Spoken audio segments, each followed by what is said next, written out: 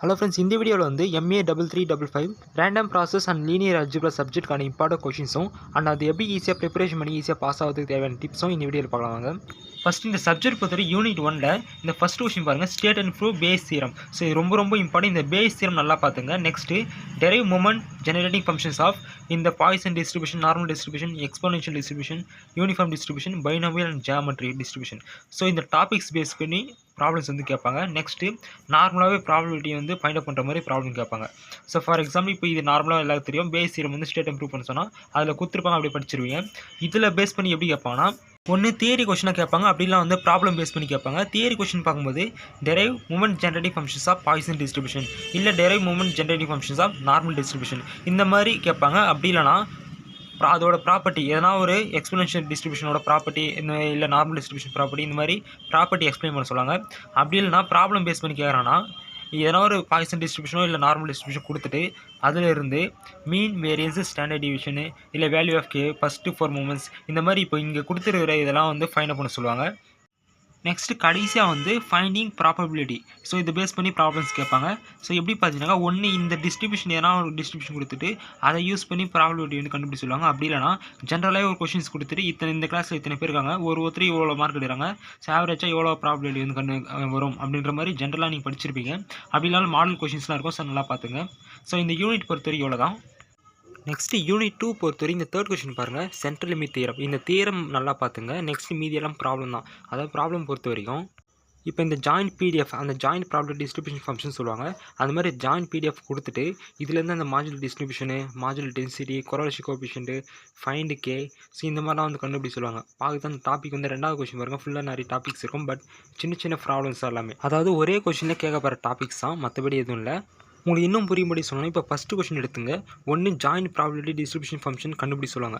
அப்படி இல்லைனா இந்த ஜாயின்ட் பிடிஎஃப், அந்த ஜாயின்ட் ப்ராபபிலிட்டி டிஸ்ட்ரிபியூஷன் ஃபங்க்ஷன் கொடுத்துட்டு இதில் இருந்து மார்ஜினல் டிஸ்ட்ரிபியூஷன் கண்டுபிடிங்க, மார்ஜினல் டென்சிட்டி கண்டுபிடிங்க, கொரலேஷன் கோஎஃபிஷியன்ட் கண்டுபிடிங்க. ஸோ அதெல்லாம் சின்ன ஃபார்முலா தான் இருக்கும். ஸோ அதை நல்லா பார்த்துட்டு அதை பேஸ் பண்ணி கண்டுபிடிக்கிற மாதிரி பார்த்துங்க. இன்னும் உங்களுக்கு வந்து புரியலைன்னா ஒரு எக்ஸாம்பிளுக்கு ஒரு கொஸ்டின் காமிக்கிற பாருங்கள். இப்போ இதை பார்த்தீங்கன்னா உங்களுக்கே தெரியும். இப்போ joint PDF of RVs X and Y is given as f of x, y equal to 5y/4, அது அந்த லிமிட்லாம் கொடுத்துருக்காங்க. இதில் இருந்து அந்த மார்ஜினல் டிஸ்ட்ரிபியூஷனையும் அதே மாதிரி அந்த ரேண்டம் வேரியபிள்ஸ் ஆஃப் அந்த எக்ஸ் அண்ட் ஒய் வந்து இண்டிபெண்ட்டாக செக் பண்ணி சொல்லிடுறாங்க. இதே வந்து சப்போஸ் இந்த 5y/4 பதிலாக இந்த இடத்துல கே எதனா ஒரு சம்திங் இருந்துச்சுன்னா அந்த வேல்யூ ஆஃப் கேவும் சேர்த்து கண்டுபிடி சொல்லியிருப்பாங்க. சில சமயம் அந்த மார்ஜினல் டென்சிட்டி அப்படின்ற மாதிரியும் வந்து மீன் பண்ணுவாங்க. ஸோ அந்த கீழே வந்து ஆல்ரெடி அதுதான் கொடுத்துருக்கேன். ஒவ்வொரு சம்மில் என்னென்னலாம் கேட்டிருக்காங்களோ வந்துட்டு ஒரே அந்த ஃபைனில் வந்து கொடுத்துருப்பேன். ஸோ இப்போ புரிஞ்சிருக்குன்னு நினைக்கிறேன். அதாவது யூனிட் 2 பொறுத்த வரைக்கும் ஃபஸ்ட்டு அந்த தியரம் நல்லா பார்த்துங்க, சென்ட்ரல் லிமிட் தியரம் நல்லா பார்த்துட்டு நெக்ஸ்ட் அந்த ரேண்டம் வேரியபிள்ஸ் எக்ஸ் அண்ட் ஒய்ல கொடுத்துருந்தாங்களே, ஸோ அதிலிருந்து அந்த மார்ஜினல் டிஸ்ட்ரிபியூஷன் எப்படி கண்டுபிடிக்கிறாங்க, அந்த எக்ஸ் அண்ட் ஒய் வந்து இண்டிபெண்ட்டாக இல்லையா எப்படி செக் பண்ணுறாங்க. சில கொஷினில் வந்து கே வேல்யூவும் கண்டுபிடி சொல்லியிருப்பாங்க. அந்த மாதிரி கொஷினும் நல்லா பாருங்கள். அதே மாதிரி அந்த கொரலேஷன் கோஎஃபிஷியன்ட் கண்டுபிடிக்கிற மாதிரி ஒரு கொஷினாக இருக்கும். இதுவும் நல்லா பார்த்துங்க. ஸோ ஒரே ஒரு விஷயம் தான், இந்த ப்ராப்ளமெட்டிக் சப்ஜெக்ட் பொறுத்த வரைக்கும் இப்போ ஒரு மாடல் சம் நீங்கள் பார்க்குறீங்கன்னா அந்த மாடல் பேஸ் பண்ணி எத்தனை சம்ஸ் எந்த மாதிரி கேட்டாலும் நீங்கள் வந்து அந்த ஆன்சர் கரெக்டாக பண்ண தெரியணும். ஸோ அந்த மாதிரி கான்செப்ட் நல்லா புரிஞ்சுன்னு படிங்க. ஓகே, இப்போ நெக்ஸ்ட் யூனிட் பார்க்கலாம். நெக்ஸ்ட் யூனிட் 3 பொறுத்தவரைக்கும் கிட்டத்தட்ட 4 டாபிக் தான் இருக்கும். Markov process, Poisson process, stationary process, Markov chain. இதை பேஸ் பண்ணி வர ப்ராப்ளம்ஸையும் நீங்கள் நல்லா பார்க்கணும். அதே மாதிரி ப்ராப்பர்ட்டியும் நல்லா பார்க்கணும். அதுலேயும் முக்கியமாக இந்த மார்கோ ப்ராசஸ், பாய்சன் ப்ராசஸ் இதை பேஸ் பண்ணி கண்டிப்பாக இந்த 2 டாபிக் விடாமல் நீங்கள் கரெக்டாக பார்க்கணும். ஸோ இதில் for example model question format எப்படி இருக்குன்னா, state and prove the property of Poisson process, இந்த மாதிரி ப்ராப்பர்ட்டியை வந்து எக்ஸ்பிளைன் பண்ண சொல்லலாம். இது வந்து பாய்சன் ப்ராசஸ் மட்டும் தான் இல்லை, இது வந்து மார்கோ ப்ராசஸ் சொல்லலாம், ஸ்டேஷனரி ப்ராசஸ், என்னென்ன ப்ராசஸ்லாம் வந்து இந்த ப்ராப்பர்ட்டி இருக்குதோ நல்லா பார்த்துங்க. அதே மாதிரி ப்ராப்ளமெட்ரியும் பார்க்கும்போது ஒன்று இந்த டாப்பிக்லாம் பேஸ் பண்ணி கொஷின்ஸ் வந்து கேட்பாங்க. அப்படி இல்லைனா இந்த கொஷின் வந்து ரிப்பீட்டடாக கேட்டனால இந்த ஒரு கொஷின் வந்து மென்ஷன் பண்ணியிருக்கு. ஸோ இது நல்லா பார்த்துங்க. அதாவது prove the random telegraph process is a wide sense stationary. So இது வந்து ஒரு தியரி கொஷின் தான், நல்லா பார்த்துங்க.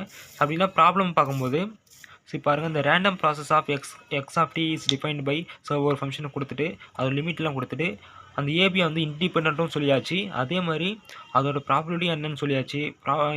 இந்த -2ஓட ப்ராபபிலிட்டி என்ன, 1ஓட ப்ராபபிலிட்டி என்ன, இதெல்லாம் மென்ஷன் பண்ணிவிட்டு கடைசியாக எக்ஸ் ஆஃப் டி வந்து ஒயிட் சென்ஸ் ஸ்டேஷனரி ப்ராசஸா அப்படின்ற மாதிரி ஒரு ப்ரூவோ ஷோவோ இல்லை எக்ஸாமினோ இந்த மாதிரி வந்து கொடுத்துருக்காங்க. ஸோ இந்த மாதிரி கொடுப்பாங்க.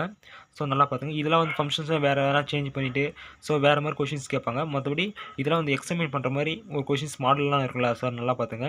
ஸோ இந்த கொஷின்ஸ் நல்லா பார்த்துங்க. அதே மாதிரி இந்த டாபிக்ஸ் பேஸ் பண்ணி வர கொஷினும் இந்த ப்ராப்பர்ட்டிக்ஸும் இது நல்லா பார்த்துங்க. நெக்ஸ்ட் யூனிட் 4 பொறுத்த வரைக்கும் முக்கியமான டாபிக்ஸ் மட்டும் தான் கொடுத்துருக்கேன். இந்த டாபிக்ஸ் பேஸ் பண்ணி வர ப்ராப்ளம்ஸ் ஆகட்டும், ப்ராப்பர்ட்டிஸ் ஆகட்டும் ஏன்னா இருந்தால் நல்லா ஃபுல்லாக பார்த்துங்க. அதாவது vector spaces, subspaces, basis and dimension, linear independence and linear dependence. So இது நோட்ஸ் நீங்கள் பார்த்தாலே தெரியும். ஸோ நல்லா பார்த்துங்க. நெக்ஸ்ட் யூனிட் 5ல அதே மாதிரி முக்கியமான டாபிக்ஸ் கொடுத்துருக்கோம். இந்த முக்கியமான டாபிக்ஸில் பேஸ் பண்ணி வர சம்ஸ் நல்லா பார்த்துங்க. அதாவது கிராம் ஸ்மித் ஆர்த்தோகனலிசம் ப்ராசஸ் இது வந்து பார்த்தீங்கன்னா ஸ்டேட் அண்ட் ப்ரூவும் பண்ண சொல்லுவாங்க. அப்படின்னா இதை பேஸ் பண்ணி ப்ராப்ளம்ஸும் கேட்பாங்க. நல்லா பார்த்துங்க.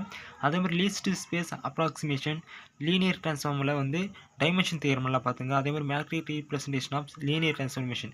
ஸோ இந்த டாபிக்ஸில் வரக்கூடிய ப்ராப்ளம்ஸ்லாம் நல்லா பார்த்துங்க. ஃபார் எக்ஸாம்பிள் இப்போ இதை பேஸ் பண்ணி வர ப்ராப்ளம்ஸ் பார்த்தோம்னா இப்போ பாருங்கள் என்ன சொல்லிடுறாங்க. இந்த R² வந்து இன்னர் ப்ராடக்டாக எடுத்துக்கிட்டு இந்த கிராம் ஸ்மித் ப்ராசஸ் வந்து யூஸ் பண்ணி இந்த பேசிஸை ஆர்த்தோகனல் பேசிஸாக சேஞ்ச் பண்ண சொல்லிடுறாங்க. ஸோ இந்த மாதிரி ஒவ்வொரு டாப்பிக்கும் அதுக்கான மாடல் கொஷின்ஸ்லாம் இருக்கும். ஸோ என்னெல்லாம் பண்ண சொல்லிடுறாங்க பார்த்தீங்கன்னா அந்த ப்ராசஸ் கண்டுபிடிச்சி அந்த ப்ரொசீஜர் பாருங்கள் எப்படி யூஸ் பண்ணுறாங்களோ அந்த சம்மை பேஸ் பண்ணி எந்த சம் கொடுத்தாலும் நீங்கள் வந்து அதாவது ஆன்சர் கரெக்டாக பண்ணுற மாதிரி நல்லா தேர்வு பண்ணிக்கங்க.